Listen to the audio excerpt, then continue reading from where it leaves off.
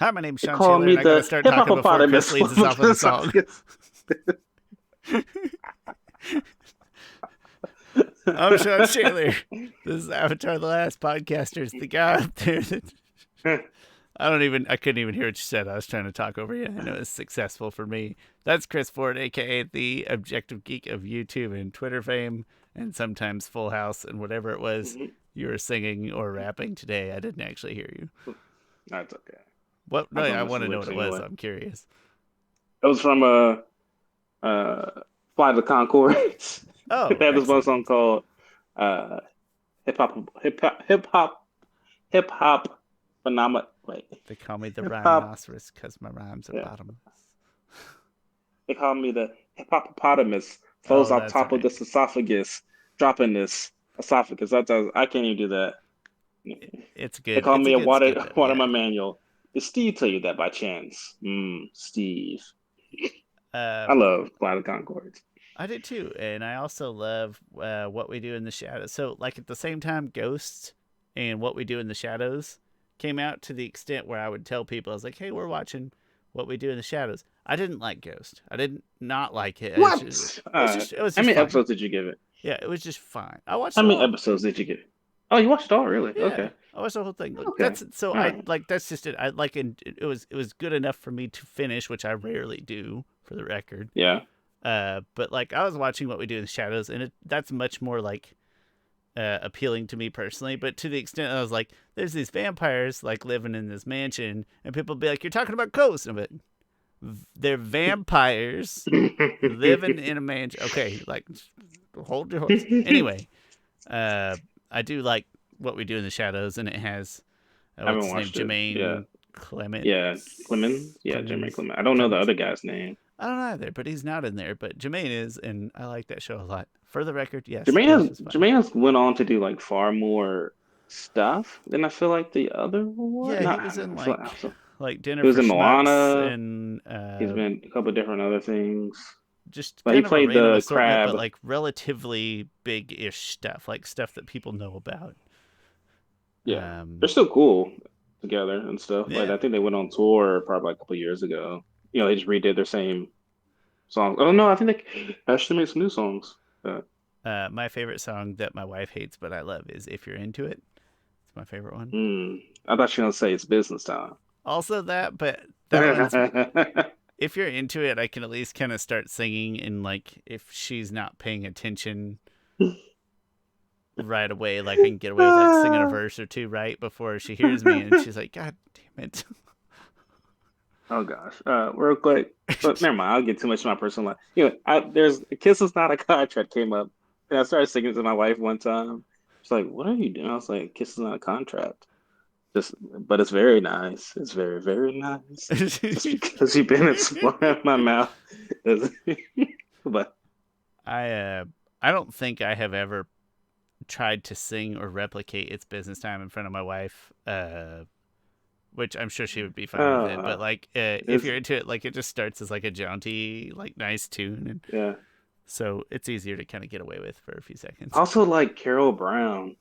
The Carol Brown took a bus out of town, and I'm hoping that you'll stick around. Do That's not do familiar to me, do but do it's do been do long enough that do. maybe I need to go Like uh, it's all his maybe give old him a listen. girlfriends like complaining about him.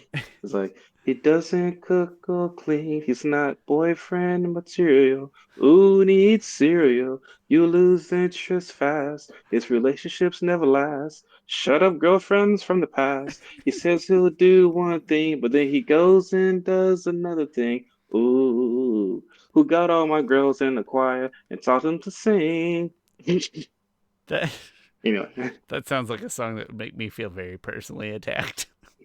yeah. And he talks about how like all his girlfriends left him, but then but Carol, like he's like he's got amnesia, and then something something, uh, and but he was like it's like but Carol Brown just took a bus out of town, but I'm hoping that you'll stick around. Do do do do do do do do. Oh, it's just a little like it reminds me of probably I don't know '60s kind of British song, I guess. I'm not even though familiar I'm with not that, into or those. that one's not registered. I'll have to go back and re-listen. It's been a while though since I've dug through some Concords. I Uh, always love think about it. that's a winner for Like sure. there's children in the street using guns and knives, killing each other, taking their lives. And calling each other names like George and calling names like Dog. There's people on the street getting diseases from monkeys. That's right, I said they're getting diseases from monkeys. Now there's monkeys with junkies disease. Who's touching these monkeys? Please leave these poor sick monkeys alone. They got problems enough as it is. A man is lying on the street. Some punks chopped off his head. I'm the only one that stops to see if he's dead.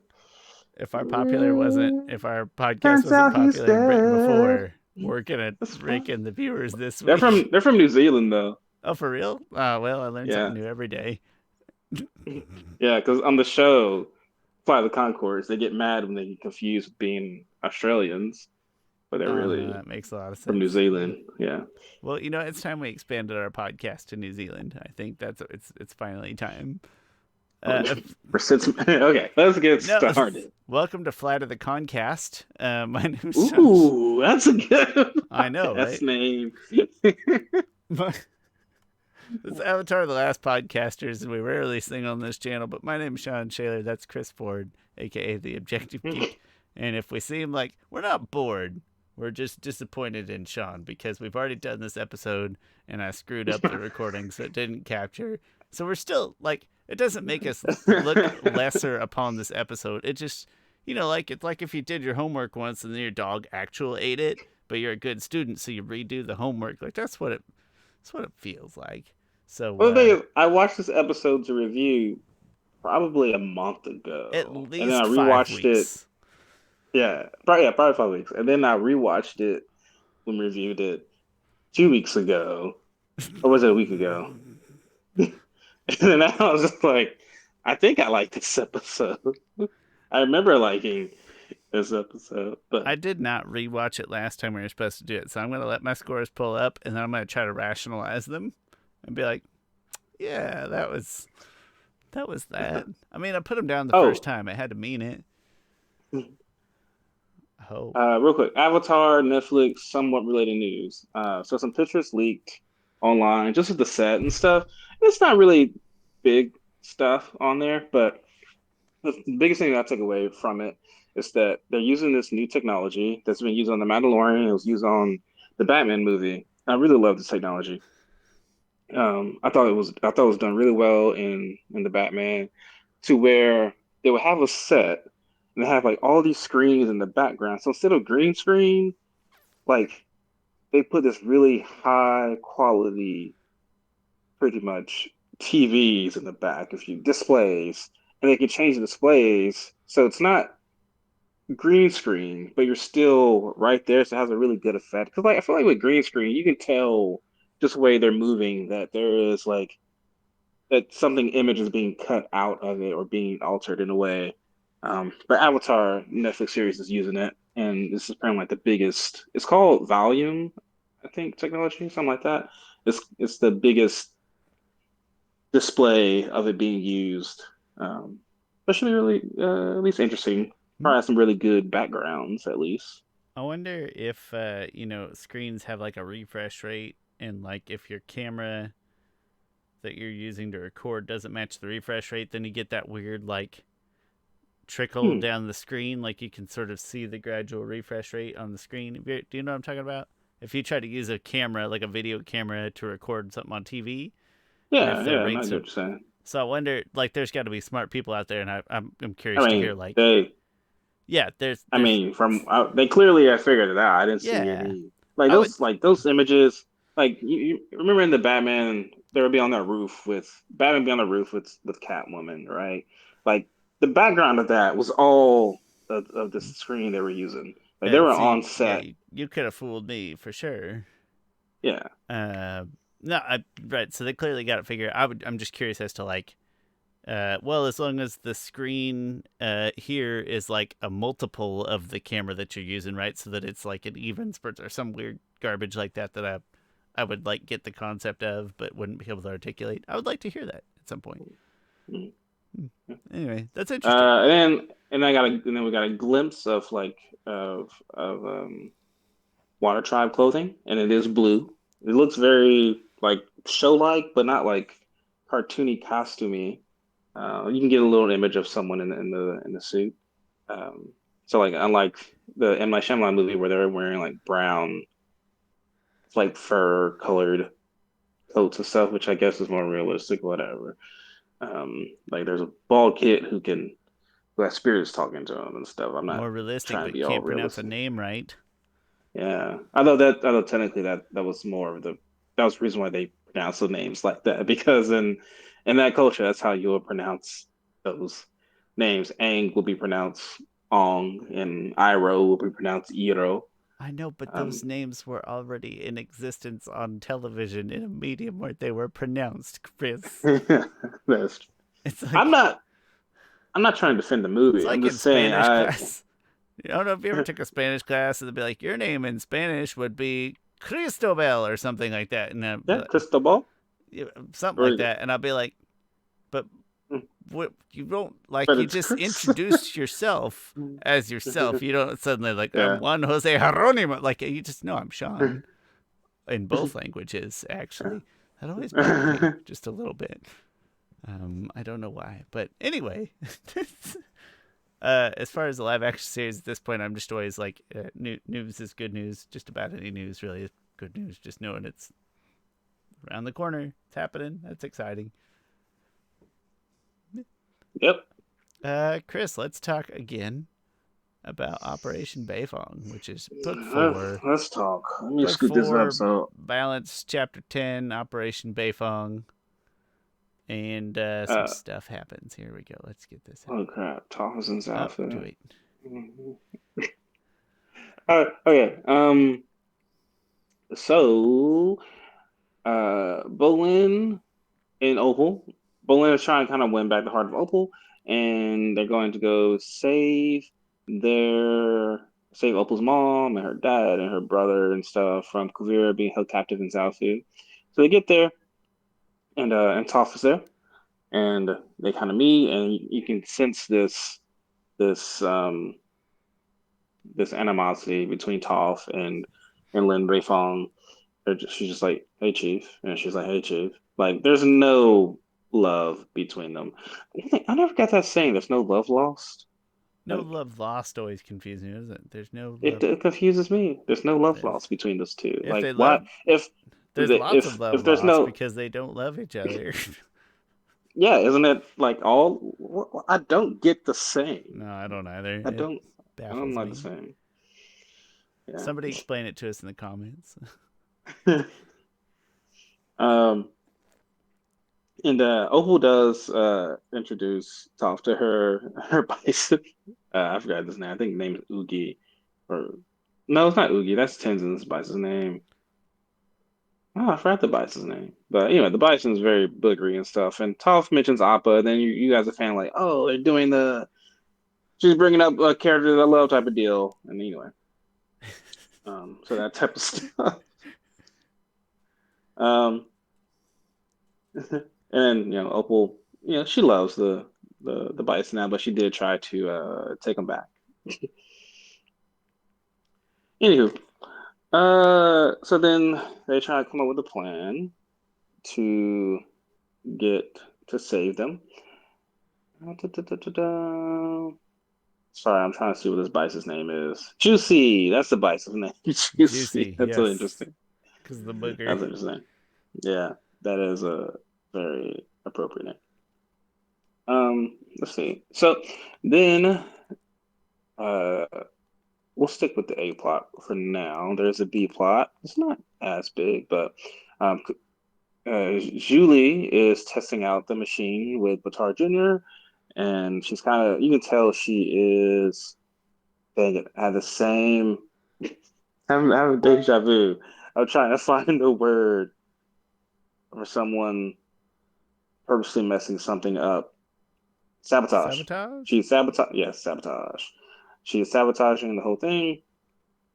Um, and then Toph and And Toph and Suyin are at the big spirit cannon machine thing, and that's a machine thing that Bolin knows what it does. And they can both tell that Julie is on their side. She's telling the truth. I'm sorry, she's lying to Kavira about just random things. And and then they try to come up with a plan to save them. Um, so then also they're like, all right, well, we'll camp out tonight, and tomorrow we'll save them. And this is when like Bolin is like just kind of being us the fans and asking Toph all the questions fans want to know. Like, hey, who's Lynn's dad? And then she mentions that Lynn's dad just some guy named Tano, but didn't work out with him. And like that's but she says it in such a like a it's not a big deal fad, and that really hurts Lynn. And Lynn is like, you've barely ever mentioned him before. Like, you think you would like to mention that to me. Um, and then you can just tell that like Toph didn't know how to be a parent. And like I love this because it humanizes the characters. Um, give me a character who is flawed in nuance and believable ways more than one who's just completely perfect. Um, Except for that's Wayne sometimes Knight in why Space Jam, you're allowed to be perfect. that's sometimes why people that's sometimes why a fault I find in fans when I think about Iroh. So when they put him on too much of a pedestal, right? All the time I'm like, Iroh's a terrible father. And then and people are like, what? What are you talking about? He's a terrible father. I'm like, you got his son killed. Like those things is what makes the character interesting. And ignoring those facts really takes away from that character and their growth and their humanity. Like, give me the Toph who's like, who probably was like, I can raise these kids on my own. I'm Toph Beifong. I don't need no man. But maybe she didn't need a man, but her kids, at least Lynn, thought that it would be a good idea probably at one point for her to at least know her father, who he was, probably get to know him. But she didn't have that relationship with him. It's Um, one thing to so like not need a man, but another thing to like, it could have been better. yeah. Um, but no, I just find that really interesting. I believe Tano he's perhaps a character from the Rift that Toph met. I believe that's him. Actually, I'm not entirely sure. I kind of forgot. There was this character in the Rift named Tano who was making forklifts. Oh gosh, I feel like we're about to get off on this other tangent here. Um, no, you're not going off a tangent. Okay, good. Nope, no, go ahead. Anyway, he had a forklift and Toph thought that was really cool, and they seem to have something there. Not like a obvious crush like she has on like Sokka sometimes, but more just like they kind of you kind of see a little simmer, I guess, of a relationship. I'm just, Anywho, I'm just gonna ignore the ship parts, Chris. That's all. yeah. Um, oh, and then before that, anyway, so that's I really enjoy that character stuff they got going on there. I'm definitely open to the family drama more than the ship drama. That's just me personally, especially in this case because Toph is such a beloved character, but that still has painfully obvious flaws. Like it's nice to see those have ramifications. Like it's a little Yeah, like I don't know how to say it nicely, like but somebody getting what they deserve to some degree. It's kind of yeah, gratifying coming from a guy who likes Toph. Like Toph's like a top 3 character for me. But yeah, absolutely.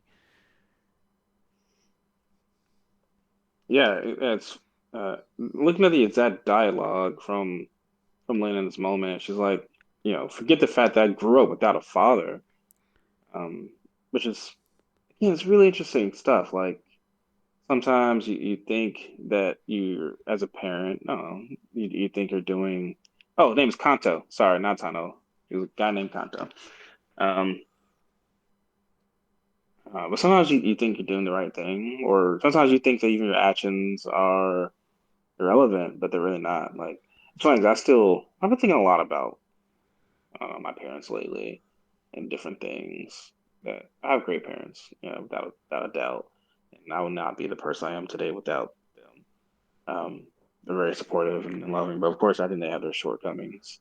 And I'm sure I have my shortcomings as a parent sometimes. I always tell Although I people that, think, like, you think about like how hard it is just to be an adult, and like yeah, just because you have a kid doesn't automatically make you good at any of it. So yeah, same story. Like I had a really nice childhood. It's like, yeah, parents are great, but I'm sure there are things that we would all take back. yeah, Absolutely. yeah. Everyone has their shortcomings. Not me. I'm the perfect dad. No, I'm kidding. But but I just was, when you are a kid, you don't really notice it until you're like, I don't know. I you mean, you don't. might think No, you it's notice like it, but no. There was. you don't I mean, I empathize would. with it until you're a little older. I would defend. Like I grew up, my parents whooped me. Like, well, my dad whooped me. Like, my mom didn't whoop me that much. Like I would defend that action. I'm like, well, parent, loves the kids. They would correct them and everything. Um, Even though there's a few whoopings that I was like, I did not deserve that. Like, you should have talked to me. Like, if you were a better parent, you would have talked to me about those things and understood where I was coming from on this thing and this thing, and you'll realize that I wasn't even in the wrong in those cases.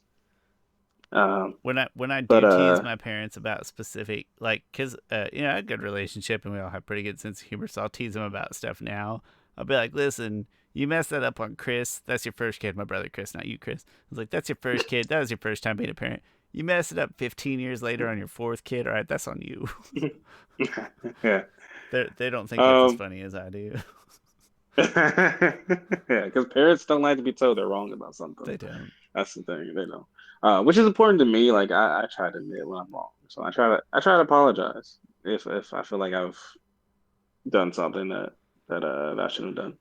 It's hard to because you feel like sometimes you feel like no, I gotta take the stance. I gotta be the the unmovable object here. But really that doesn't maybe it's not that helpful. Your kids will appreciate that someday. Anywho, They'll find some flaw in it because that's what kids do with their parents, as we're doing right now. But your kids will appreciate it still someday. yeah. Uh Like one time, Dad told me he was anyway. wrong, and then that's all that came out of it. But at least he told me he was wrong. He didn't like Yeah. do anything for me after that. He just said I'm wrong. I'm like, all right. I mean I'm not wrong a lot. Few and far between, kids. Don't get used to it. But no, just the dialogue between the two, I think it's some really good writing. Not to just continue to belabor the point, but this is the stuff I find really interesting about, and this is one thing is I think Legend of Korra does much better than Avatar: Airbender is that it humanizes these characters. Like these issues are are very real and familiar issues. I will. Anyway, I will cautiously say it does it better if that's what you want to watch in the TV show. that is true. Yeah, yeah. We did have this whole, and it's somewhat wrapped around this conversation that we had before about him and you, Shawn, had about difference between Korra and Aang. And you had a friend who I feel like disliked Korra. Well, I don't know if she disliked Korra. Maybe you can explain it. Yeah. So, new coworker recently hired. She mentioned that her dog's name was Ahsoka, and I was like, "Did you say Soka?" Because I actually thought she said Soka, and I was like, "Oh no, you didn't." No, Ahsoka. She's a Star Wars fan. I was like, "Oh, I thought you Yeah. like pronouncing Sokka wrong," and she's like, "You know who Sokka is?" I was like, "Don't know who Sokka is." So I pull up Do the you know YouTube suckers? channel, and then she actually listened to a few episodes, but she got upset because she listened to recent episodes and it was Korra. She she doesn't like Korra. I think she has like tolerated it and watched it, but she doesn't like Korra, and it mostly just stems from her, and this is us. This is us trying to empathize with Yeah. other views and things that she wanted when she as a girl wanted more Aang, right? Maybe a different perspective, a different time, a female perspective. You want the female representation, but you want more Aang. You want just like Avatar doing Avatar things, and then her perception, or like her at least first impression that has impacted her, is that what she got was a person who was dealing with more real and or like realistic human emotional things and not as Hmm. much Aang, and that to her as opposed to feeling like a positive, like, no, this is like a more real grounded character that to her seemed like a slight of sorts. Like there, like the female representation had to be tied to like extra emotions Yeah, and stuff. She couldn't just go out and be a fun avatar. So I don't know that yeah, like I I am. yeah, I don't think I I'm not saying, agree, but when she explained it to me better. Probably because yeah, other it, explanations we get is like over YouTube comments and stuff. I actually got to have the discussion with a person who cared, not just a person who's like, "No, I'm not watching Korra. That ain't for me." It's like, no, somebody that cared about it, and we had a real discussion. She did a better job of explaining it to me in a way that made me was like, you know what? Yeah, that's the impression it hit you that way, and I can see why it hit you that way better than I had like felt or experienced mm, before. yeah, it's like, why does the male avatar just get to be this like goody tissue, just pretty much dealing with like Like kind his of biggest issue is, do I murder this one person or not? Oh, I'll just invent a new kind of bending. yeah, That's like and how like bad things happen in his life, but he wasn't like emotionally scarred by it. It wasn't like weighing him down, Zuko and exists to take and the emotional baggage off of Aang's shoulders, yeah, kind of like he yeah, does all that crap for Aang. yeah, and Korra being a girl avatar, this is what I got it from, and then maybe she felt uh like why did the girl avatar have to deal with this emotional baggage stuff?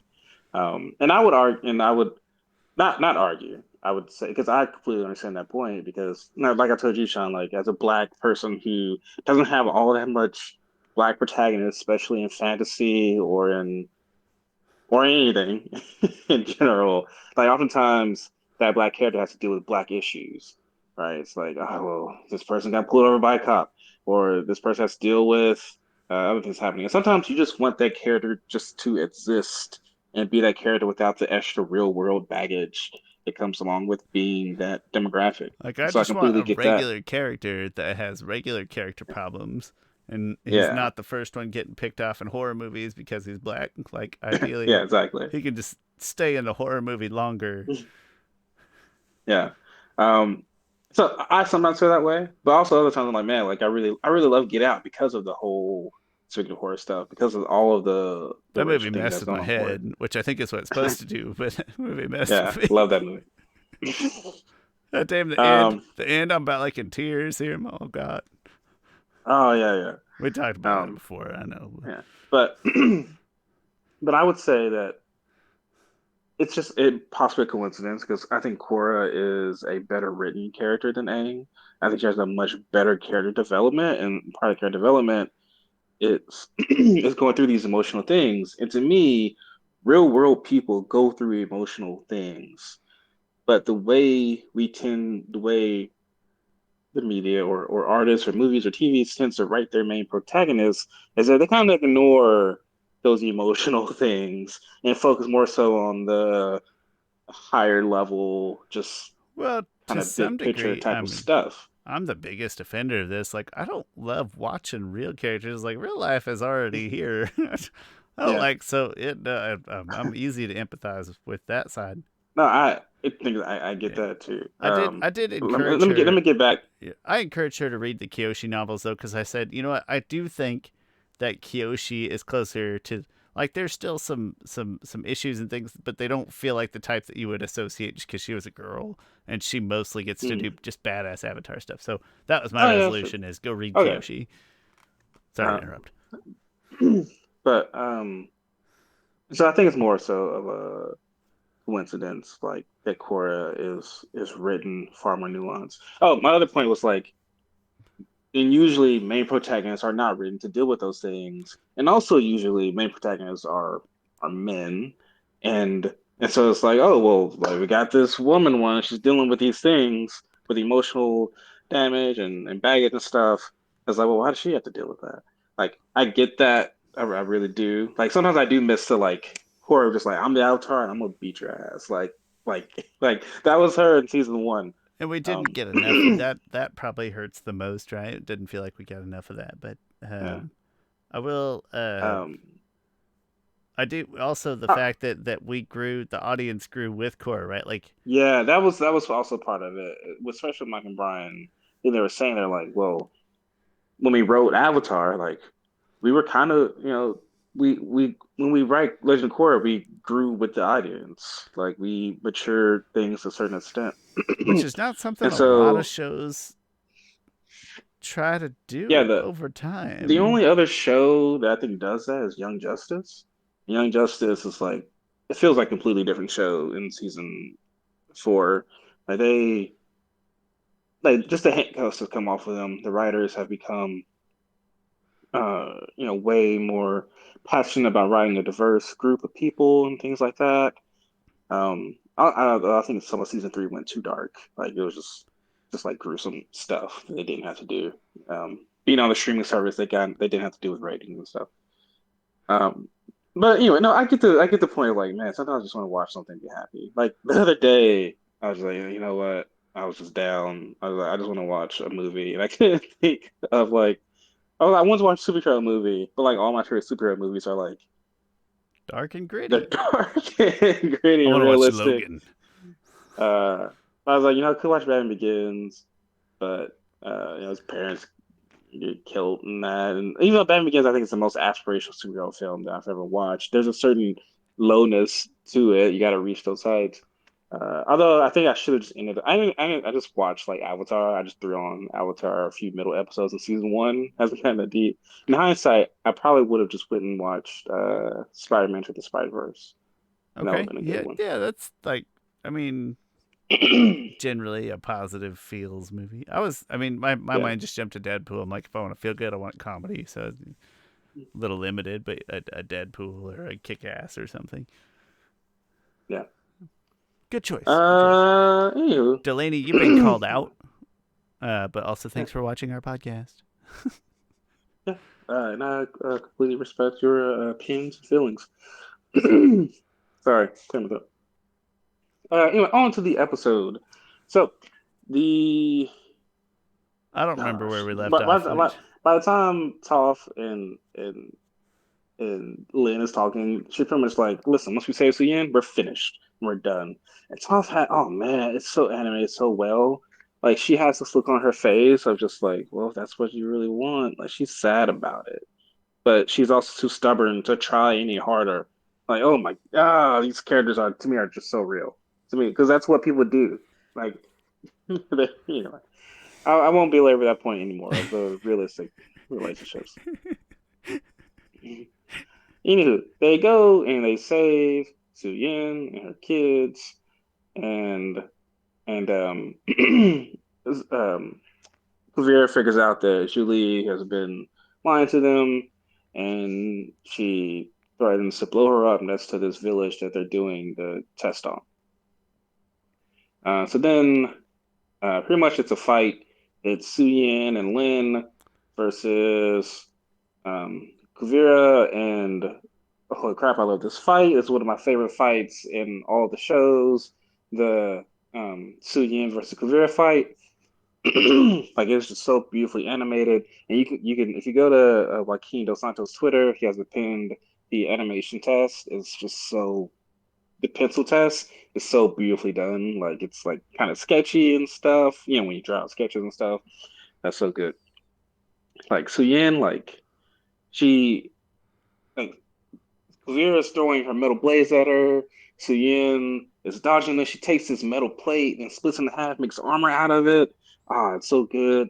It's somewhat like magnet turns this corner, like magnetizes. Like she bends so differently than Toph. Toph is, very much very impactful blows, like poof, poof, poof, It's just right? Like, it's but like Suyin true is blunt like force. Yeah. yeah, Suyin like a dancer, and she is a legit dancer, and she's clearly incorporated that into her metal bending. It's like it's and Suyin, sorry, Lin is also she's not as much dance. She probably bends a lot more like Toph. She's a little bit more acrobatic with it. Actually, she's a lot more acrobatic with it, but also that's probably because she's just not blind. Like not that it's like she jumps through the air more Rub it in, than Chris. Toph ever does. I don't know. It sounded like a diss. I didn't mean for it to, but like she jumps in the air a little bit more, and she uses her feet. She probably uses more of the Hungar. Tiger Crane style earthbending rather than the praying mantis that Toph does. Which was a trivia question, which I'm glad we stuck to that. Like, can't use kung fu because the other martial arts are parts of kung fu, which I've went on to Yeah, clarify that with it myself. was too broad. It was too broad. We did the right Yeah. thing. Um, and so like so they had the fight, and they test out the spirit cannon. And pretty much they're kind of losing the battle, and then Toph comes in, and she's like, she pretty much kicks. I don't know. She like earth bends a whole giant sort of hill, and then she's like, "You give earthbenders a bad name." She points at Kuvira, and that's essentially kind of their thing. It kind of ends the A plot. Oh no, it doesn't. Let me finish. So Toph and Toph and Lynn make up, and then they're like, I'm sure we can continue working things out. So which is good. It's not like hey, we're completely happy story now, but we're in a way better place than we were before. So that's the end of the A plot. The B plot is just Korra going to the spirits to ask them for help, and they're like, nah, we don't interfere with human wars and human life and stuff. And you're like, Psh, I call BS. Like y'all spirits be interfering in stuff all the time. Literally just Like, for giggles sometimes. mhm. I sort Like I of be snatching people up. There's a Heibai was snatching people was because they destroyed the forest. So that's not your forest, homie. Like you go to the spirit world. That's not your forest. not to Not that mention why are you I picking the condone forest? Like people burning the go not that I condone people burning the forest down, but yeah, but you don't ruin more of the forest. Which I know, gotta be honest, I sort of forget about the B plot because it really feels like nothing amounts from it very much, that is true. which is fine. I don't know. It's a trip to the spirit world. I'm excited for that at least. Oh, part of the B plot. So Korra shows way too much respect to President Raiko. I hate President Raiko. He is a d But bag. there's a part where she like bows to where everyone is like, all right, we're done debriefing, and everyone bows to him. And Barry is like the only one that's like, like why is everyone bowing? And then he bows to him also. But the guy doesn't deserve being bowed to. Um, That's a weird sign of respect too, bowing to a president. I can't get on board with that. That's like imperial stuff right there. But anyway, good. That's Earth Kingdom crap. Is what that is. Um, Chris, final thoughts before we go into our ratings. Our 5 week old ratings have been baking in the mm. oven this whole time. The thing is, I'm sure I said something very enlightening last time we recorded. I Just didn't get know. recorded, so I'm just curious what that was. Um, I'm sure we but had, but you know, we had like some more depth and insight this time, so I'm actually gonna say it worked out okay. We talked deeper about family. yeah, We involved some other dissenting perspective. Like we did some things, did some work here. yeah.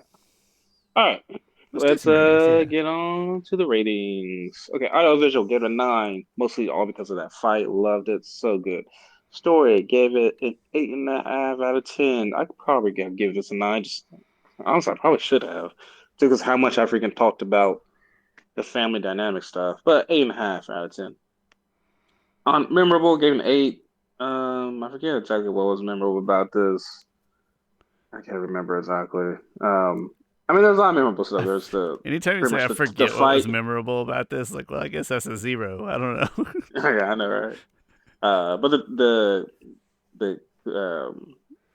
the Kuvira versus Suyin fight that was very memorable. Just the conversations about Suyin's dad that was memorable. The B plot was unmemorable, but it was a B plot. Like it was more of a B plot than mostly B plots are. Like it was like a C plot with no B plot. That's fair. Like I said, Yeah, I definitely don't remember it very well, very often. Oh, yeah. Anyway, it comes out to a 8.6 out of 10. respectable score. Chris, let's see what I put here and let's remember why. Audiovisual 8.5. I mean, that feels right. I think I was, the fight isn't a terribly long one. And beyond that, there's no like big crazy action or audio or anything that jumped out at me. So I guess that's cool. Story 8.5. As Chris said, maybe you could argue bump that up to a 9 for good old-fashioned emotional feels and stuff like that. But I don't know, 8.5 seems like a good fit for a lot of team building and family aspect takeaways. Memorable, 8. I guess that's fair. Same reasons you said, right? No, not a great B plot or not a particularly memorable one. But this episode is I don't want to call it a glue episode. That's not the right name. But I don't know. It's very important to the curve that we're getting into the climax of the show. So that's where the 8 comes from, at least. Leads to an 8.2, which I imagine puts us at 8.4. Respectable That's how episode. math works. Yeah, I can handle that. Yeah. Chris, final thoughts again on Operation Beifong. Good episode. I've watched. It strikes me as one I would never seek out, but I mean, no inclination of skipping or anything like that. It just didn't jump off the page at me as one that I want to watch specifically. Yeah. But I never seek out individual episodes. I don't know. Sometimes they'll tell me, it's like, Mackenzie wanted to watch this episode. I'm like, that ain't how that works. Put the DVD in, you start at the beginning. Not that DVD either. You put the first one in, kid. Come on. Killing me. I admire childish creativity, though, not constrained by the norms. I appreciate that. Well, hey, that being said, thanks for being patient while we actually eventually got to Operation Beifong. And next week we will, I think, go on to chapter 12. So that'll be exciting. 2 contiguous actual show-related episodes. That's probably a big deal for some people. And in the meantime, thank you so much for watching. My name is Shawn Shaler. That's my friend Chris Ford, a.k.a. the Objective Geek of YouTube and Twitter and Full House fame and Flight of the Concast fame. And Flight of the Concast. Flight of the Concast. We got to pitch that to somebody. I'm not a big enough fan to pull off a podcast, but somebody can use that if you're out there. I don't love the show enough, but I love the music. So yeah, I don't even know enough of the full music repertoire. It's just one of those things that comes up often enough on Comedy Pandora and things like that. I don't have a deep relationship. I just enjoy what I hear. But somebody can take that and fly with it if you want. That's fine. Thank you so much for watching. I'll put all the details down in the description. Any likes, comments, subs, constructive feedback, reviews, whatever you can offer us, super appreciated. Thank you so much. We will see you next time.